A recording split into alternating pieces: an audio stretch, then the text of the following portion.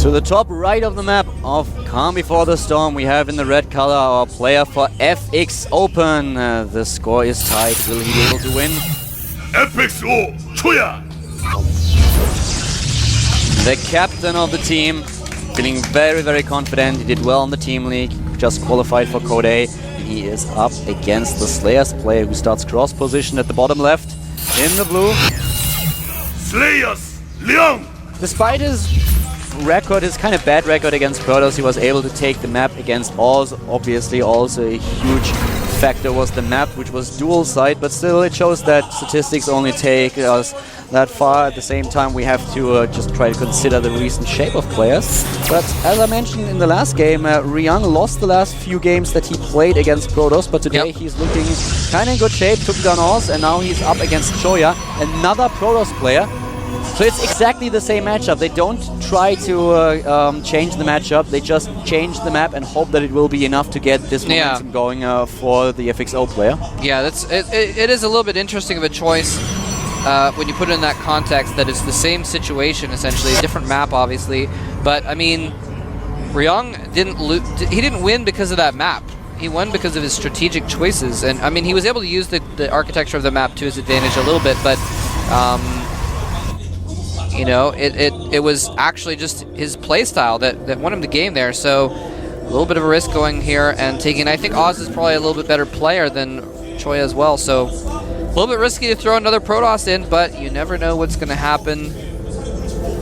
Probe just running around trying to get some scouting information. He sees that it was in fact a command center first. The most interesting thing right now is that we have Choya with no expansion so far. He went straight for the gate. He didn't, and is now going for the cybernetics core. So going greedy on this map is something that is quite usual. Most players start with the command center first. You can start with the Nexus first, and Choya did not do anything like it. So it's going to be very, very interesting to see what he's going to do now.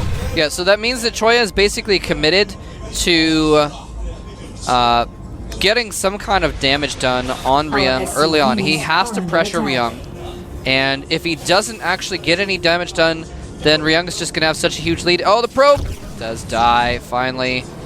Although there is, of course, the counter to that is the fact that we will see a one-base play now. He's already warping in another pylon and at the low ground. So here comes the SCV. He's not able to deny the scouting. Oh, fail, Stalker. He walks past it. Walks past it. He sees everything, sees both the gases. And he builds immediately. Well, he would have built the barracks. He would have built the barracks anyway, but instead of just building a couple barracks, he builds 3.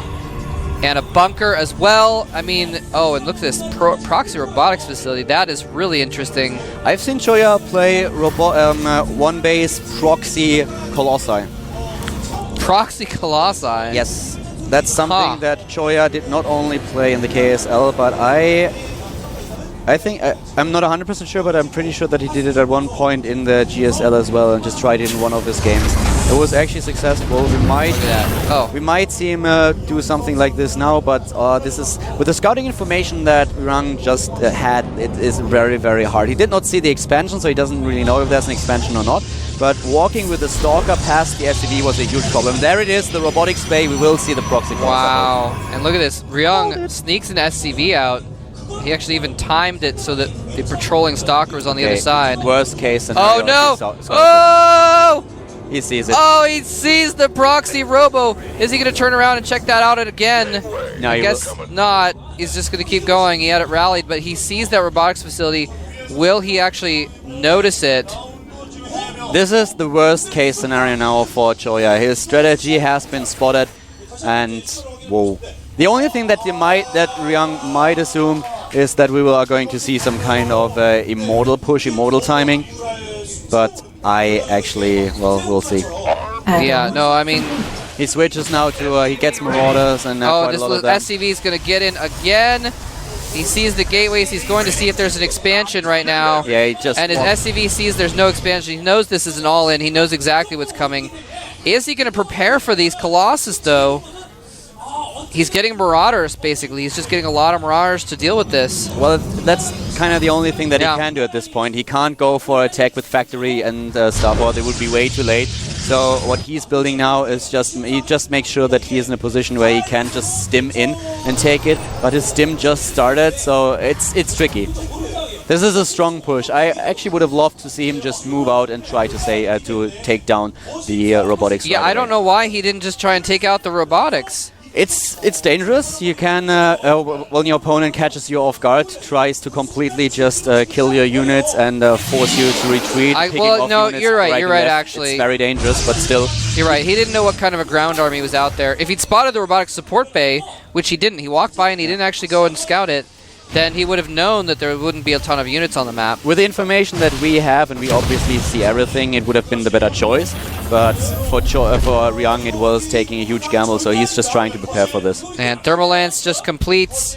The second Colossus will be out shortly, and he's going to go in with those 2 Thermal Lance Colossus. And that's going to be difficult for Ryung to deal with, because the range on those Colossus is going to be so long, so colossal, so extended that it'll be tough for him to actually close distance with those Colossus. He's even making another bunker now, though. 2 more bunkers in preparation for this. Not making an expansion. This is what he would usually have done.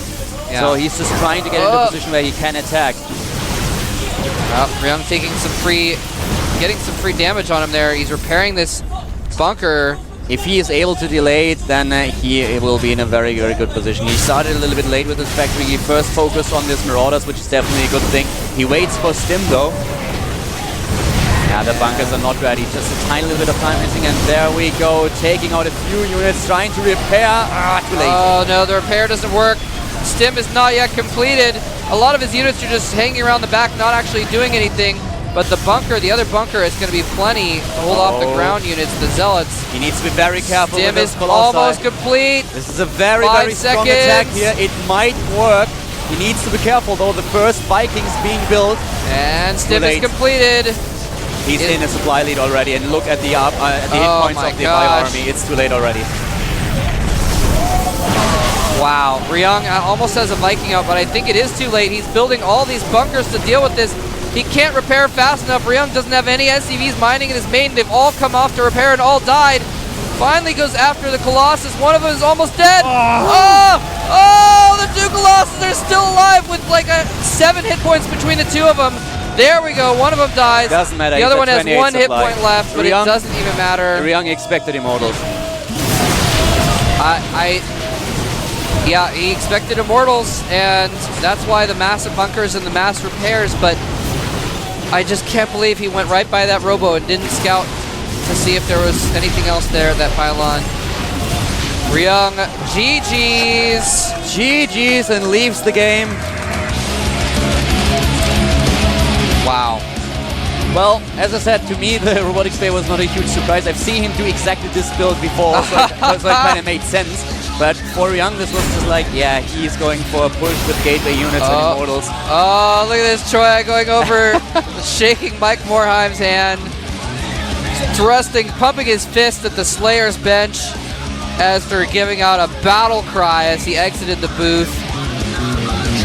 He would have gotten his Vikings a little bit earlier. I said it, well, going straight for the Vikings would have been a mistake because you don't know exactly what's coming. I still would have gone for early Vikings personally.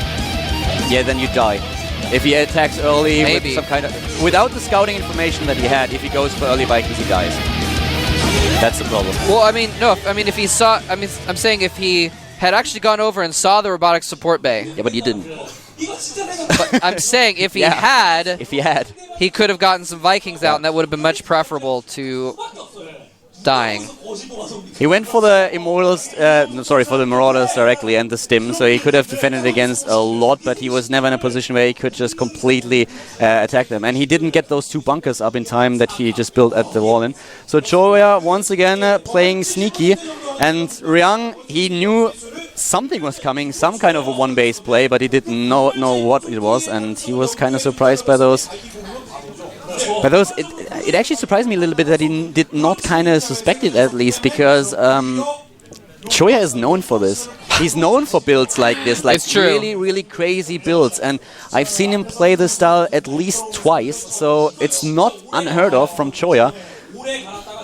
I don't know. But who's Slayer's going to send out next to defeat Choya, or to face Choya, I should say. I'm thinking maybe Brown? Send out another PvP. We'll find a out possibility. Yes! And it's going to be... No. Ah. Oh! Slayer Sella stands up, but passes the baton to MMA. Sella chickens out. This is sad. This is sad. Choya's not looking too happy anymore. He has to face arguably the best Terran in the world.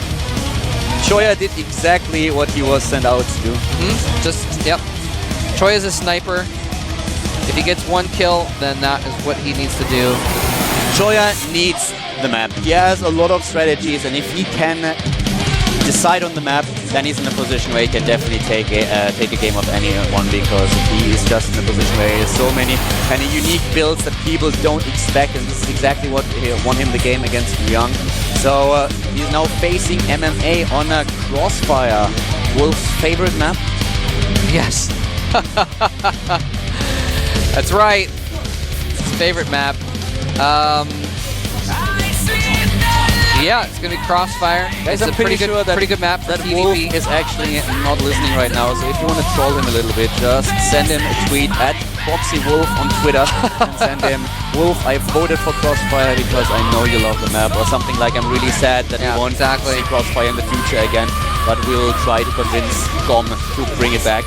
And we'll have a 5-minute break before we head into the map, before we head into the next Protoss versus Terran, to give the players a little bit of time to prepare. Don't go anywhere, ladies and gentlemen. This is the GSTL with Molotov and Caldo.